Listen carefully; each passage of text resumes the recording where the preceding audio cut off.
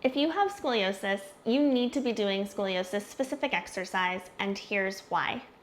Scoliosis is more than just a lateral curve of the spine. It's three-dimensional, and it impacts how your body moves in all planes of movement. The goal of scoliosis-specific exercises, such as Schroth exercises, is to help recalibrate your body's sense of midline.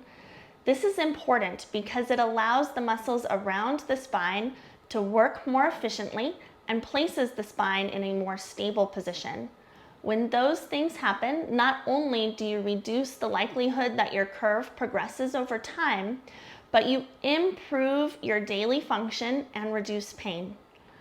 When you have this deep understanding of your curve that is gained from scoliosis-specific exercises, it is not so much about the exercise in and of itself and what you're doing, but more about how you're doing it. I'm going to show you an example of a movement that's being done with attention to curve pattern and controlling the muscles around the spine to produce more balance, and also being done without that attention to detail. And I think you'll be able to see why having this understanding of how your body is working is important. This picture shows me in my curve pattern. It's a right thoracolumbar curve.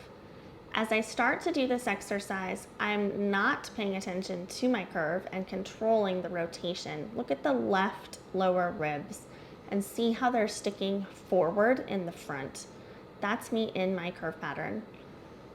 When I start to pay attention to my curve, I can control that and I can derotate the spine and improve that balance. Notice the difference in the movement here than it was at the beginning. I'm using my breath to help create more equal intra-abdominal pressure. I'm using my muscles to help contain the prominence on the front of my left short clip. The difference that is made when you have an understanding of your curve and you're able to control your curve while you do dynamic movement. That is something that comes from having practiced controlling the curve and engaging the muscles out of the curve with scoliosis-specific exercises. So while that exercise itself is just a hip hinge exercise, there's nothing magic about it.